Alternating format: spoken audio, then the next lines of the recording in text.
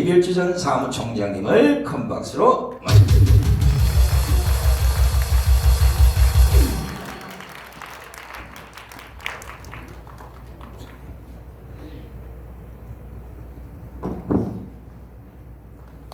반갑습니다. 항상 마지막 연사니까 마지막 연사는 포인트가 있어야 됩니다. 간단히 하겠습니다. 오늘 아침에 캐나다 교포로서 북한을 150번 이상을 다니셨던 목사님과 식사를 했습니다. 그분은 김정일 특명으로 북한의 곳곳을 다 돌아다닐 수 있는 권한을 얻었습니다. 그래서 온갖 곳을 다 돌아보신 그런 목사님이신데, 그분이 2년 7개월 동안 요독 수용소인가요? 거기서 결국은 고생을 하다가 국제사회의 호소를 통해서 다시 자유몸이 돼가지고 한국을 돌아다니고 있습니다. 그래서 교회는 교회, 집단, 집회면 집회 이런 데 돌아다니면서 간증을 하시는 그런 목사님이세요. 저는 북한 공산주의자, 그 사람들이 악랄하다는 것은 익히 알고 있었지만 오늘 아침처럼 이렇게 생생하게 전율을 느낄 정도로 저런 악독한 정권 어떻게 하면 좋을 것인가 치를 떨었습니다. 간단히 예를 들으면 북한에는 김일성 동상이 한 3만 개가 있다고 합니다. 그런데 더 가관인 것은 동상마다 옆에 초대소가 최고 수준의 그러한 건물이 지어졌다고 그럽니다. 어느 날 바람이 불고 불이 났는데 그 불이 동상 옆에 초대소로 번질 것 같은 그러한 일이 벌어졌다고 그럽니다. 그러다 보니까 사람 27명이 그 불을 막기 위해서 초대소를 둘러쌌다고 그럽니다. 그러다가 27명이 다 타 죽었어요. 더 놀라운 것은 이 27명의 생명들을 혁명 열사 능에다가 유리안치했다고 합니다. 애국 열사 능보다도 혁명 열사 능이 한 수 위라고 그럽니다. 그러면서 모든 북한 인민들한테 돈 받아라 이렇게 얘기를 하고 있다고 그럽니다. 생생한 현장을 본인이 봤다 그래요. 여러분, 그 초대소, 동상 옆에 있는 그 초대소, 그게 무엇이라고 27명이 타 죽을 정도로 지켜야 될 가치 있는 장소입니까? 아니죠. 그런데 그 말씀 중에 하나 위로가 되는 내용들이 하나 있었습니다. 그것은 무엇이냐면 우리가 북한을 접수했을 때 이제 우리는 교회를 지을 필요가 없다는 거예요. 그게 무슨 말인가 하고 제가 곰곰이 들어봤더니 초대소가 워낙 잘 건설이 되어져 있어가지고 그 김일성 사진을 뚝 떼고 거기다가 십자가만 대면 그게 바로 교회가 된다고 합니다. 김일성 신정 왕조 체제 무너지면 우리는 그대로 3만 개의 교회를 얻을 수가 있다고 증언합니다. 놀라운 일 아니겠습니까? 북한은 우리 동포요, 우리가 끊어 안아야 할 우리의 생명들입니다. 그 생명들이 지금 3만 5천 명이 와 있습니다. 우리가 끌어안고 그 사람들과 함께 북한으로 전진을 해야 됩니다. 맞지요?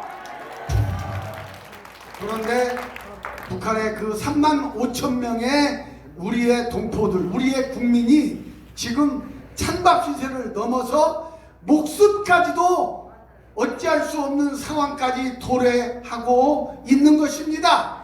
방금 박상학 우리 대북 풍선 단장인가요? 이분 얘기를 했는데 그분 말고도 이민복 씨도 있고요. 수없이 많은 우리의 동포들이 있습니다. 우리는 그분들은 미리 온 통일입니다. 그분들과 함께 손을 잡고 남북 통일을 이루어 내야 됩니다.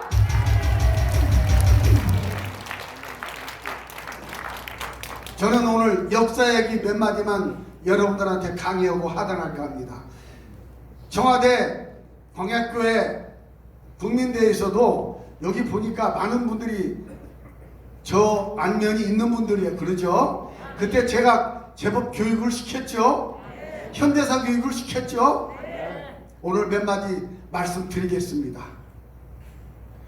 지금 우리의 전교조가 장악하고 있는 중고등학교 우리 학생들 교과서를 보면 이것은 웃기지도 않습니다. 김일성의 보천보 전투는 나오는데 백선여비의 다부동 전투 나오는 것이 별로 없어요.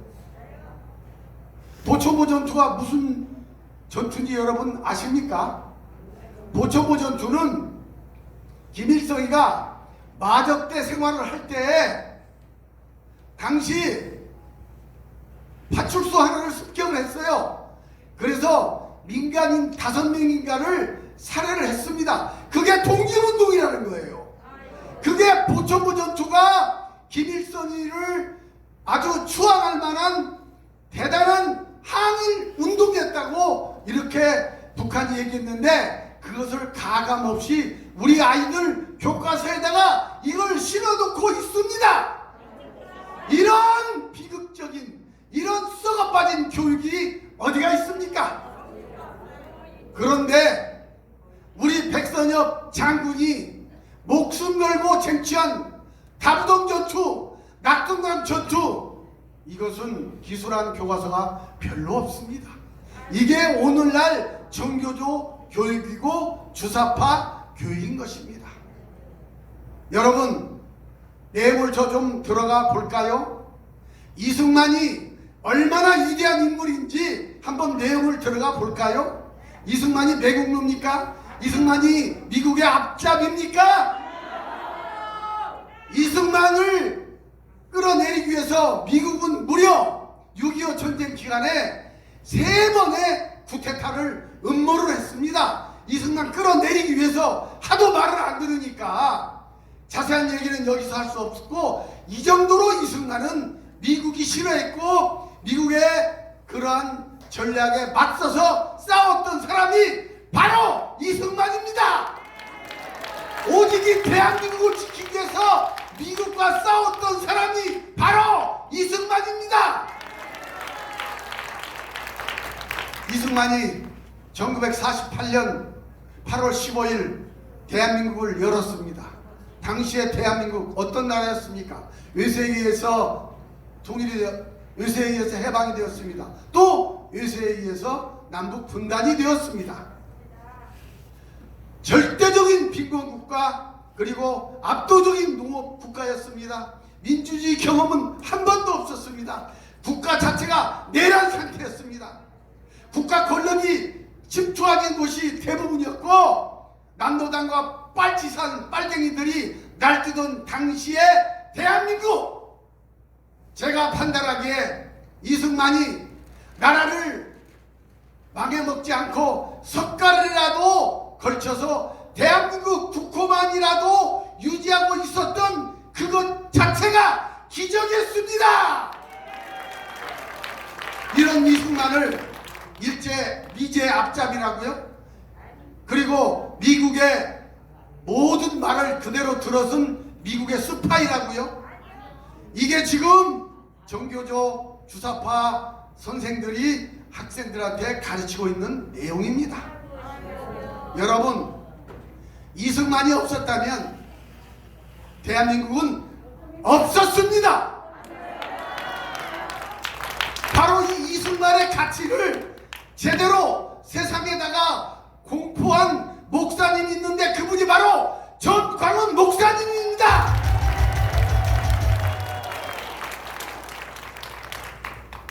이승만의 한미동맹, 그 한미동맹은 단순한 군사동맹이 아닙니다.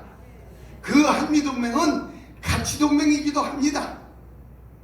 자유민주주의 시장경제 그리고 신앙의 자유를 공유한 그 가치동맹, 그 미국과 손을 잡았기 때문에 오늘날 우리는 이러한 대한민국의 발전이 가능했던 것입니다. 이건 우리가 인정을 해야 됩니다. 이승만은 영리한 사람이었습니다. 이승만은 국가동맹, 그러니까 한미동맹이 있었고 최근에 그걸 기초해서 WTO 등 국제거래, 국제질서에 무임승차한 나라가 바로 대한민국입니다. 이승만은 줄을 섰습니다. 이 줄을 서되 이기는 동맹에 줄을 섰습니다. 이승만은 위대한 사람입니다. 이승만이 있어서 오늘날의 대한민국이 있게 된 것입니다.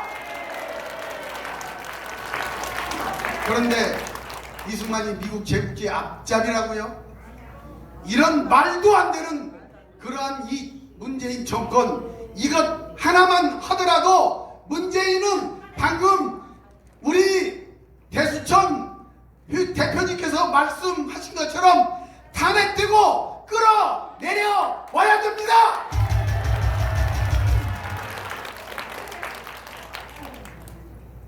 이승만 당시 대통령 시대에 우리가 여러분 몇 달러일지 몰랐죠? 모르고 계시죠? 북한이 제 기억으로 그렇습니다.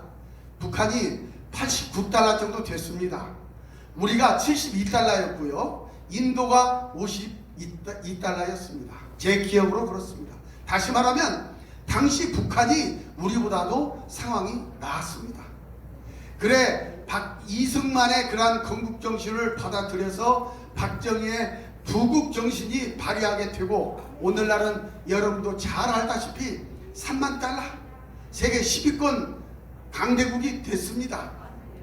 그거 기초를 이승만이 돼서 이승만이 만들었고 박정희가 부국 강병체로 가게 된 것입니다.